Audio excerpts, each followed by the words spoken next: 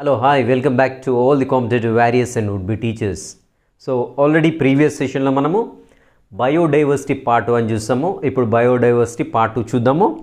So ఈ biodiversity అసలు ఎందుకు సంరక్షించుకోవాలా, biodiversity యొక్క ప్రాముఖ్యత ఏంటో చూద్దాం. సో ఈ biodiversity ఎందుకు మనం biodiversity అన్నాము. సో అన్ని జంతువుల్ని కాపాడుకోవాలన్నాం. సే ఫర్ ఎగ్జాంపుల్ కీటకాలు ఉన్నాయి. సో కీటకాలను ఎందుకు కాపాడుకోవాలి, మనకేమైనా ఉపయోగం ఉందా, వాటిని మనం తింటున్నామా, లేదు కదా. సో మరి కీటకాలను ఎందుకు కాపాడుకోవాలి. అదేవిధంగా సీతాకోక చిలుకలు ఉన్నాయి. సో మరి సీతాకోక చిలుకలతోటి ఏమైనా ఇంపార్టెన్స్ ఉందా అని చూసినట్లయితే స్పెసిఫిక్గా మనకి టెక్స్ట్ బుక్లో ఈ రెండు గురించి ఇచ్చాడు. సో కీటకాలు సీతాకోక చిలుకలు మనందరికి తెలిసిందే, ఇవి ప్లాంట్స్లో పాలినేషన్లో ఉపయోగపడతాయి, అంటే మొక్కల్లో పరాగ సంపర్కంలో ఉపయోగపడతాయి. సో అవి లేనట్లయితే పరాగ సంపర్కం జరగదు. పరాగ సంపర్కం చేయకుండా కాయలు కాయకుంటే విత్తనాలు ఏర్పడవు, విత్తనాలు లేకుండా కొత్త మొక్కలు ఏర్పడవు. సో ఆటోమేటిక్గా మొక్కలు లేనట్లయితే మనకు ఆహారం తగ్గిపోతూ ఉంటుంది, అదేవిధంగా ఆక్సిజన్ కూడా తగ్గిపోతుంది. సో ఈ రకంగా ఈ జీవ వైవిధ్యంలో ఏ జీవి కూడా తన యొక్క రోల్ని ప్లే చేస్తూ ఉంటుంది. So every living being is very important in the biodiversity, right. So ఏది కూడా నెగ్లెక్ట్ చేయబడదు, అందుకనే మనం జీవ వైవిధ్యాన్ని తప్పకుండా కాపాడాలి. సో ఫర్ ఎగ్జాంపుల్ పులి ఉంది, పులితోటి మనకి ఏమైనా లాభమా. సో దాని మీద కూర్చొని ఏమైనా స్వారీ చేస్తామా, లేదంటే దాన్ని మనం ఏమైనా కుక్ చేసుకుంటామా దాన్ని. సో అది ఇంకా నష్టమే చేస్తుంది మనకి. ఏంటి, పశువులపైన దాడి చేయడము, మానవులపైన దాడి చేయడం, ఇలాంటివి చేస్తుంది. మరి ఎందుకు కాపాడాలి. సో దాన్ని కాపాడుకుంటే ఏమవుతుందని చూసినట్లయితే పులుల యొక్క ముఖ్యమైన ఆహారం జింకలు, లేదంటే ఇతర శాకాహార జంతువులు పట్టుకొని తింటూ ఉంటుంది, రైట్. సో ఒకవేళ పులులు లేకుండా చేసామనుకుంటే ఏమవుతుంది, జింకల యొక్క సంఖ్య పెరుగుతూ ఉంటుంది. సో ఇతర హెర్బివోర్స్ ఏవైందో వాటి యొక్క సంఖ్య కూడా పెరుగుతుంది. ఆటోమేటిక్ ఏంటి, సో అవి పంట పొలాలపైన దాడి చేయడం, లేదంటే మొక్కలు తినడం ద్వారా వాటి యొక్క సంఖ్య కూడా తగ్గిపోతుంది. సో అల్టిమేట్గా మనం ఈ బయోడైవర్సిటీని ప్రొటెక్ట్ చేయలేదనుకోండి, సో అల్టిమేట్గా ఫైనల్గా సఫర్ అయ్యేది ఎవరంటే హ్యూమన్ బీయింగ్స్ సఫర్ అవుతూ ఉంటారు. సో మరి వీటి యొక్క ప్రాముఖ్యతను గుర్తించి ఈ పులుల యొక్క సంఖ్యని కాపాడాలి అనేసి టైగర్ ప్రాజెక్ట్ అనేది మన యొక్క గవర్నమెంట్ వాళ్ళు ప్రవేశపెట్టారు. సో అది వచ్చేసి టైగర్ ప్రాజెక్ట్.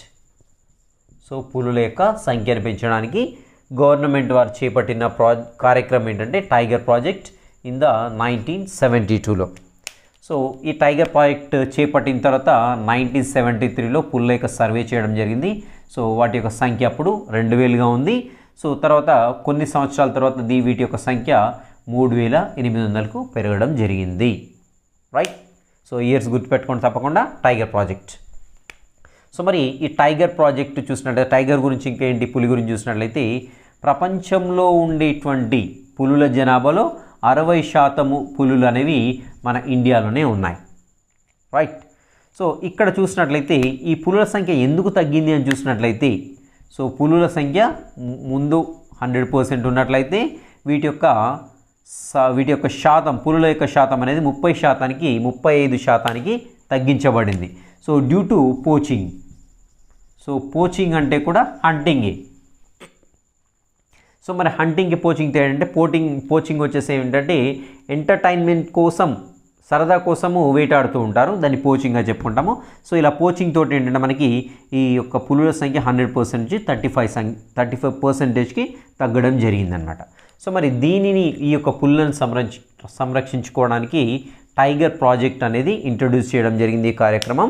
సో ఈ కార్యక్రమం కోసము 50 పులుల సంరక్షణ కేంద్రాలను ఏర్పాటు చేయడం జరిగింది. సో త్రూ అవుట్ ఇండియాలో మనకి 50 సెంటర్స్ అని ఏర్పాటు చేసి ఈ 50 సెంటర్లో మనకి పులులని సంరక్షించుకుంటూ ఉన్నారు, రైట్. సో మరి ఈ యొక్క 50 సంరక్షణ కేంద్రాల యొక్క విస్తీర్ణం ఎంత అని చూసినట్లయితే 40.123 ఇలా గుర్తుపెట్టుకోండి దీన్ని. ఫస్ట్ అయితే ఇనిషియల్గా 40, గ్యాప్ వచ్చి 40, నెక్స్ట్ 1 2 3 ఈజీగా గుర్తుంటుంది కదా, రైట్. సో ఇక్కడ చూద్దాము, ఈ 3కి ఇక్కడ ఉండడం ఇష్టం లేదు, ఇక్కడ ఖాళీ ప్రదేశం ఉంది కదా, ఇక్కడికి జంప్ అవుతుంది, ఓకే.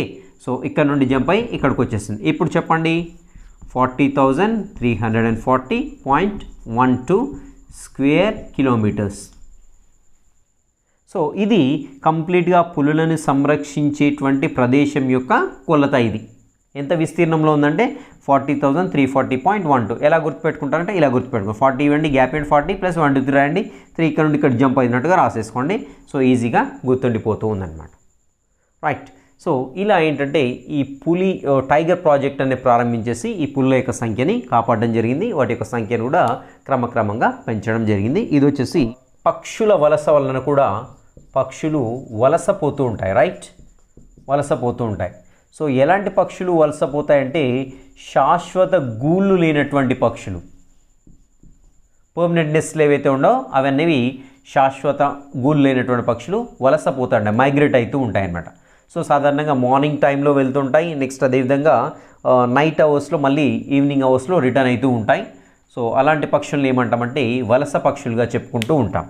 సో మరి ఎందుకు వెళ్తాయని చూసినట్లయితే ఇవి ఆహారం కోసం వెళ్తాయి, అదేవిధంగా ప్రత్యుత్పత్తి కోసం కూడా అవి ఒక ప్రదేశం నుండి మరొక ప్రదేశానికి వలసపోతూ ఉంటాయి. ఓకే, ఎస్పెషల్లీ మనకు వచ్చేసి సైబీరియన్ క్రేన్ ఉంటుంది, సైబీరియా కొంగ అంటాము. సో ఈ సైబీరియా కొంగలు ఎక్కడ నుండి వస్తాయంటే రష్యాలోని సైబీరియా ప్రాంతం నుండి సో మన ఇండియాకి వలస వస్తాయి. ఇండియాలోని భరత్పూర్ శాంక్చురీకి వలస వస్తూ ఉంటాయి. సో ఇవి ఏంటంటే అక్కడ చలి తీవ్రతని తట్టుకోవడానికి, సో గుర్తుపెట్టుకోండి, చలి తీవ్రతని ప్లస్ ఆహార కొరత.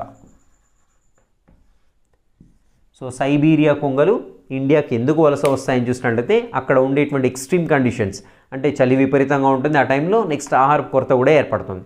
సో అవి తప్పించుకోవడానికి సో ఇక్కడికి వచ్చేసి ఇండియాకి వలస వస్తూ ఉంటాయన్నమాట. సో ఇలా పక్షుల వలస వలన కూడా జీవవైవిధ్యం అనేది డిస్టర్బ్ కావడానికి కూడా అవకాశం ఉంది. రైట్, నెక్స్ట్ చూసినట్లయితే ఇంకా మరి జీవ వైవిధ్యము ఏ విధంగా కాపాడుకోగలుగుతామని చూసినట్లయితే జంతువులని లేదంటే జీవులని సంరక్షించాలి.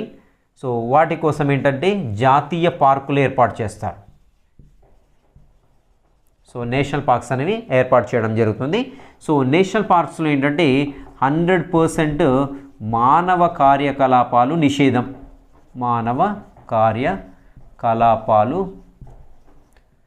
నిషేధం. గుర్తుపెట్టుకోండి.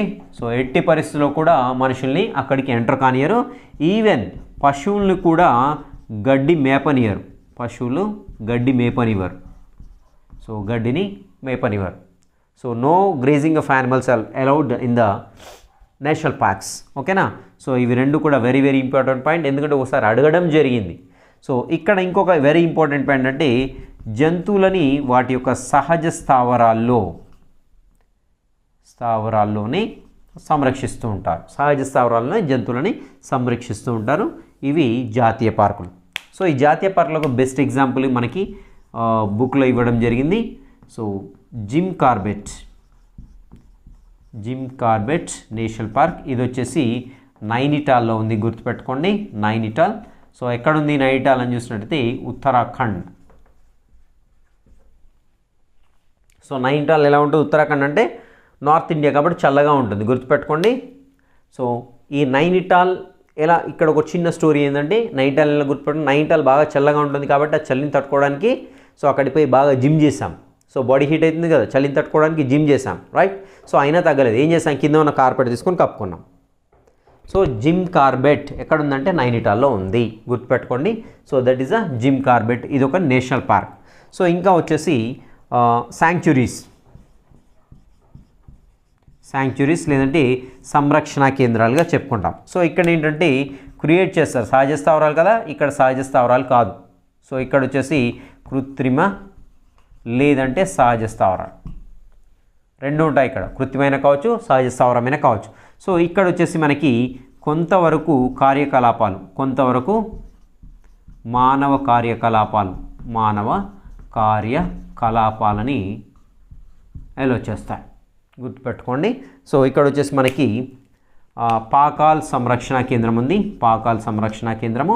సో ఇది వచ్చేసి మనకి ఏంటంటే వరంగల్లో ఉంది. పాకాల్ వరంగల్ ఇలా గుర్తుపెట్టుకోండి. రైట్. సో ఇది వచ్చేసి ఏంటంటే మనకి శాంక్చురీ. సో ఈ యొక్క జీవ వైవిధ్యాన్ని కాపాడుకోవడం, జంతువులని వాటిని యొక్క సహజ స్థావరాల్లో లేదంటే స్పెసిఫిక్గా క్రియేట్ చేసి, ఫర్ ఎగ్జాంపుల్ శాంక్చురీకి జూ పార్క్ శాంక్చురీకి ఉదాహరణ అవుతూ ఉంటుంది. రైట్. సో ఇలా ఏంటంటే జాతీయ పార్కులు శాంక్చురీల ద్వారా మనకి ఈ జీవ వైవిధ్యాన్ని కాపాడడానికి ఛాన్సెస్ ఉన్నాయి. సో మరి ఈ మొక్కల యొక్క జీవ వైవిధ్యాన్ని ఏ విధంగా కాపాడుతాం, మొక్కలు ఎందుకు మనం నరికివేస్తున్నాం, మొక్కల్లో జీవ వైవిధ్యాన్ని ఎలా కాపాడుకోగలుగుతామో. సో మొక్కల్లో చూసినట్లయితే మొక్కలను ఎందుకు ఉపయోగిస్తుంటాం మనము, కాగితం కోసం ఉపయోగిస్తూ ఉంటాము. నెక్స్ట్ అదేవిధంగా కలప కోసము, ఇంకా నెక్స్ట్ చూసినట్లయితే పారిశ్రామికీకరణ కావచ్చు, లేదంటే డిఫారెస్టేషన్ కావచ్చు, లేదంటే అగ్రికల్చర్ కావచ్చు, లేదంటే ఇండస్ట్రియలైజేషన్ ఏదైనా, ఓకే, లేదంటే expansion of the urban area కావచ్చు. దాని గురించి ఏంటంటే మొక్కలన్నిటిని కూడా తొలగిస్తూ ఉంటాం మనం రకరకాల అవసరాల కొద్దీ. సో మరి ఈ యొక్క మొక్కల్లో ఎన్ని మొక్కలు ఒక టన్ను కాగితాన్ని ఇస్తాయని చూసినట్లయితే 17 పెద్ద పెద్ద మొక్కల్ని నరికేసినట్లయితే 1 టన్ను కాగితం అనేది వస్తూ ఉంటుంది, 1 టన్ను కాగితం వస్తూ ఉంటుంది. సో కాబట్టి మన కాగితం తయారు కావాలంటే ఎన్ని మొక్కలు, 17 పెద్ద పెద్ద వృక్షాలని కట్ చేసినట్లయితే 1 టన్ను కాగితం వస్తుంది. కాబట్టి ఈ కాగితాన్ని తిరిగి యూజ్ చేసుకోవాలనేదాన్ని కనిపెట్టడం జరిగింది. ఎన్నిసార్లు యూజ్ చేసుకోవచ్చు అంటే 5 to 7 టైమ్స్ తిరిగి మళ్ళీ కాగితాన్ని యూజ్ చేసుకుంటాం. ఏంటంటే కాగితాన్ని మళ్ళీ కలెక్ట్ చేసుకోవడము, దాన్ని మళ్ళీ గుజ్జుగా మార్చడం, మళ్ళీ ఇంకో కాగితాన్ని తయారు చేయడం అనేది చేస్తారు. ఎన్నిసార్లు ఇలా రీసైకిల్ చేయొచ్చు అని చూసినట్లయితే 5 to 7 టైమ్స్ పేపర్ని రీసైకిల్ చేయొచ్చు, పేపర్ని రీసైకిల్ చేసేటువంటి అవకాశం ఉంది, రీసైకిల్ చేసుకోవచ్చు. ఓకే, సో ఇది వచ్చేసి కాగితము. ఇంకా మొక్కల్ని ఏ రకంగా కాపాడుతామని చూసినట్టయితే మనకి కంప్రెస్డ్ కార్డ్బోర్డ్ తయారు చేయాలి. కంప్రెస్డ్ కార్డ్బోర్డ్, మన ఇంట్లో కార్డ్బోర్డ్ ఉంటుంది కదా. సో మరి కార్డ్బోర్డ్ ఎలా తయారు చేస్తారని చూసినట్లయితే సో చెక్క పొట్టు, నెక్స్ట్ కర్ర ముక్కలు, సో వీటిని ఏం చేస్తారంటే గుజ్జు తయారు చేస్తారు. సో రెండింటిని కలిపేసి గుజ్జు తయారు చేస్తారు. సో ఈ గుజ్జుకి ఏం చేస్తారంటే సల్ఫేట్ కలుపుతారు, ఈ గుజ్జుకి సల్ఫేట్ కలుపుతారు. సల్ఫేట్ కలిపి సెల్యులోజ్ తయారు చేస్తారు, సెల్యులోజ్ పేస్ట్ తయారు చేస్తారు, సెల్యులోజ్ పేస్ట్ తయారు చేస్తారు. ఈ సెల్యులోజ్ పేస్ట్ తయారు చేసిన తర్వాత ఏం చేస్తారంటే say for example this is the cellulose paste. So లేయర్స్గా పెట్టేస్తారు, ఇది కూడా సెల్యులోజ్ పేస్ట్. సో ఈ సెల్యులోజ్ పేస్ట్లో ఏం చేస్తారంటే ఇక మధ్యలో కర్ర పొడి నింపుతారు. ఈ కర్ర పొడి నింపేసి దీన్ని ప్రెస్ చేస్తారు, బాగా ప్రెస్ చేసి వెయిట్ పెట్టేసి రెండింటి మధ్యలో పెట్టేసి ప్రెస్ చేసినప్పుడు అంటే ఈ గ్లూ మధ్యలో ఈ కర్ర పొడి మొత్తం కూడా అతుక్కొని మనకి ఏంటంటే ఈ కార్డ్బోర్డ్ అనేది తయారవుతూ ఉంటుంది. సో ఈ రకంగా మనకి ఈ మొక్కల జీవ వైవిధ్యాన్ని కూడా కాపాడేందుకు అవకాశం ఉంటుంది. సో ఈ యొక్క కాగితాన్ని రీసైకిల్ చేయడము, అదేవిధంగా ఈ కార్డ్బోర్డ్ తయారు చేయడంతో ఈ మొక్కల్ని నష్టపరచకుండా మనము సాధ్యమైనంత వరకు వాటిని కూడా కాపాడడానికి అవకాశం ఉంటుంది. ఓకే, సో మరి ఇంకా చూసినట్లయితే ఏంటంటే మనకు టెక్స్ట్ బుక్లో సో చాలా జాతీయ పార్కుల గురించి, అదేవిధంగా శాంక్చురీస్ గురించి, తెలంగాణలో ఏమున్నాయి, అదేవిధంగా ఏపీలో ఏమున్నాయి అనేసి కంప్లీట్గా ఒక టేబుల్ ఇవ్వడం జరిగింది. సో మ్యాక్సిమం దీని నుండి క్వశ్చన్ రావడానికి అవకాశం ఉంటుంది. లాస్ట్ పేపర్స్, ప్రీవియస్ పేపర్స్ ఒకసారి చూడండి. ఖచ్చితంగా ఈ బయోడైవర్సిటీ ఖచ్చితంగా ఒక క్వశ్చన్ అనేది ఉంటుంది. స్పెసిఫిక్గా ఈ యొక్క నేషనల్ పార్క్స్ అండ్ శాంక్చురీస్ నుండి రావడానికి అవకాశం ఎక్కువగా ఉంటుంది. అండ్ ఎండేంజర్డ్ స్పీసీస్ ఏవైతే ఉన్నాయో ఆ యానిమల్స్ నుండి కూడా ఒక క్వశ్చన్ రావడానికి ఆస్కారం ఉంది. ఒకసారి స్క్రీన్ పైన చూడండి, మీరు స్క్రీన్ పైన మీరు చూసినట్లయితే మీకు క్లియర్గా కనపడుతూ ఉంది.